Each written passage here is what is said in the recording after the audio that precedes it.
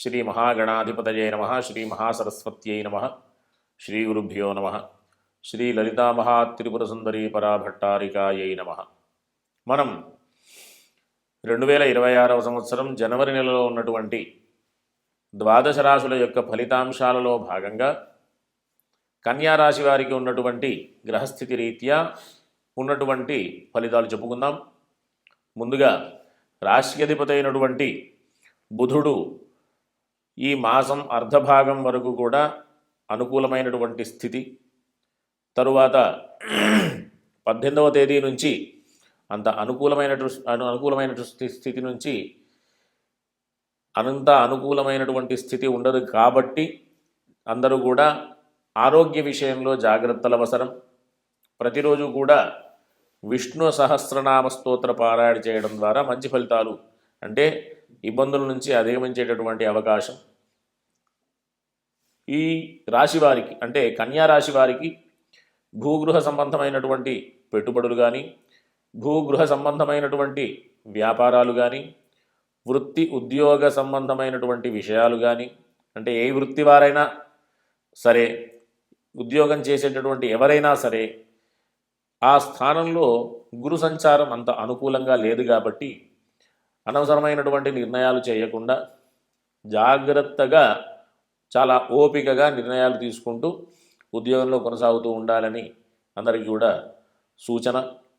అంతేకాకుండా వీరికి ఇన్ని ఇబ్బందులు ఉన్నప్పటికీ కూడా మొండిగా, అంటే చేసేటటువంటి పనులలో ఎంత పరిస్థితి ఉన్నప్పటికీ కూడా కఠినమైనటువంటి శ్రమ చేస్తూ శత్రువులు కూడా మిత్రులుగా మారేటటువంటి స్థితిని కల్పించుకుంటూ, అంటే శత్రువులు కూడా అనుకూలంగా ఉండేటటువంటి స్థితిని కల్పించుకుంటూ చక్కగా వీళ్ళు ముందుకు వెళ్ళేటటువంటి ప్రయత్నం చేస్తారు.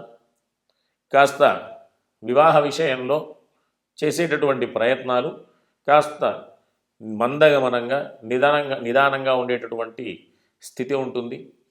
కాబట్టి అట్లాంటి విషయాలలో కానీ, ఆరోగ్య విషయంలో కానీ, వృత్తి ఉద్యోగ వ్యాపారాల విషయంలో కానీ, విద్యకు సంబంధించిన విద్యార్థులందరూ కూడా ప్రస్తుతం ఉన్నటువంటి కాలంలో ఉన్నటువంటి స్థితి అధిగమించాలి అంటే ప్రధానంగా వీళ్ళందరూ కూడా చక్కగా ప్రతిరోజు విష్ణు సహస్రనామ స్తోత్ర పారాయణ, తరువాత అవకాశం ఉన్నప్పుడల్లా ఈశ్వర దర్శనం, ప్రధానంగా గురువారం రోజు కనుక ఈశ్వర దర్శనం చేసేటటువంటి ప్రయత్నాలు చేయడం. అంతేకాకుండా విదేశాలకు సంబంధించినటువంటి ప్రయత్నాలు చేసేటటువంటి వాళ్ళకి ఈ మాసం, అంటే సంక్రాంతి వరకు కూడా అనుకూలమైనటువంటి స్థితి. సంక్రాంతి నుంచి ఈ రవి వేధస్థానంలో సంచారం ఉంటుంది కాబట్టి కాస్త అననుకూలమైనటువంటి విషయాలు ఉన్నాయి. కాబట్టి జాగ్రత్తగా ఉంటూ ఈ రవికి సంబంధించిన, అంటే సూర్యుడికి సంబంధించినటువంటి ఆదిత్య హృదయం పారాయణ చేస్తూ ఉండడం వల్ల అట్లాంటి ఇబ్బందుల్ని అధిగమించేటటువంటి అవకాశం ఉంటుంది. కాబట్టి ప్రధానంగా వీళ్ళందరూ కూడా విష్ణు సహస్రనామ స్తోత్రం, హనుమాన్ చాలీసా, సూర్యుడికి సంబంధించినటువంటి ఆదిత్య హృదయం పారాయణ, వీటి ద్వారా మంచి ఫలితాలు పొందేటటువంటి అవకాశం ఉంటుంది. కాకపోతే వీళ్ళకి ఉన్నటువంటి అవకాశం ఏంటి అంటే చేసేటటువంటి పనులలో ఆటంకాలు రాకుండా గనక వీళ్ళు వెళుతూ ఉంటారు.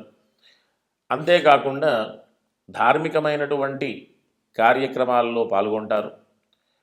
విశేషమైనటువంటి మంచి చక్కటి దైవ దర్శనాలు, ఇట్లాంటివన్నీ కూడా ఉండేటటువంటి అవకాశం కూడా ఉంది. కాబట్టి మనకు ఉన్నటువంటి ఇబ్బందులను అధిగమించాలి అంటే దైవిక మార్గమే ప్రధానమైనటువంటి మార్గం.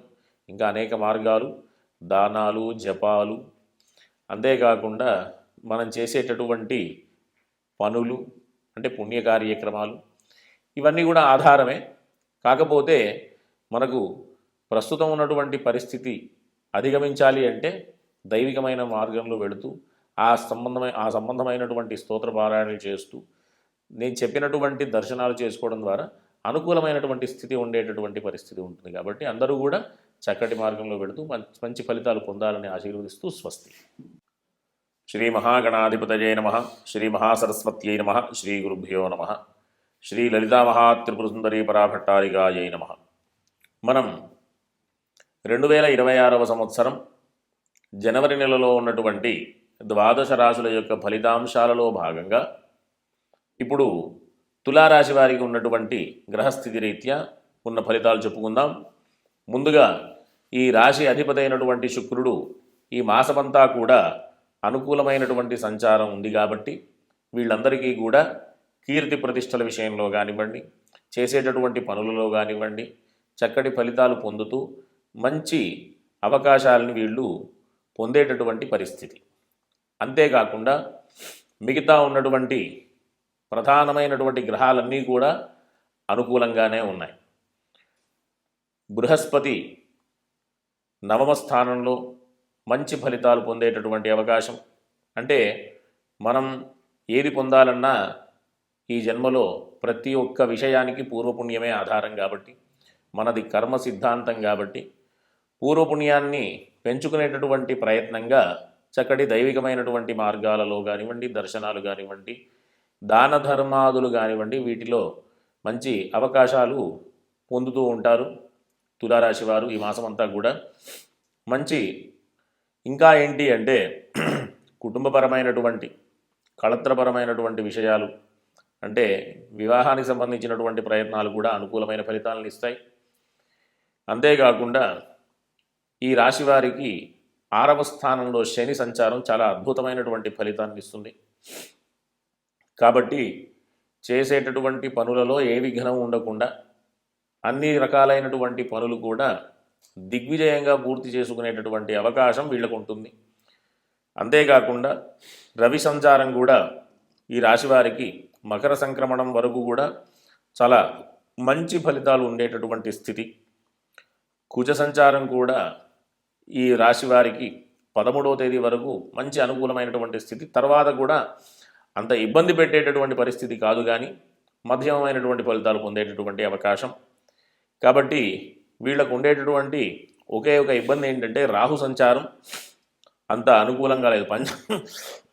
పంచమ స్థానంలో రాహుకి వేధస్థానం కాబట్టి వీళ్ళందరూ కూడా తులారాశి వారందరూ కూడా ఒక దుర్గా స్తోత్ర పారాయణ చేయడం ద్వారా ఉన్నటువంటి అన్ని విషయాలలో కూడా మంచి అనుకూలమైనటువంటి ఫలితాలు పొందేటటువంటి అవకాశం ఉంటుంది. కాబట్టి దుర్గా అమ్మవారికి సంబంధించినటువంటి ఏ స్తోత్రమైనా, దుర్గా అమ్మవారికి సంబంధించినటువంటి ఏ మందిరమైనా సరే దర్శనం చేసుకున్నా మిగతా విషయాలన్నీ కూడా అనుకూలంగా ఉంటూ చక్కటి ధార్మికమైనటువంటి ఆలోచన చేస్తూ మంచి పేరు ప్రఖ్యాతులు పొందుతూ కీర్తి ప్రతిష్టలు పొందుతూ మంచి అవకాశాలని వీళ్ళు పొందేటటువంటి పరిస్థితి ఈ జనవరి నెలంతా కూడా ఉంది. కాబట్టి అందరూ కూడా చక్కటి ఫలితాలు పొందుతూ మంచి జీవితాన్ని పొందాలని ఆశీర్వచనం. స్వస్తి.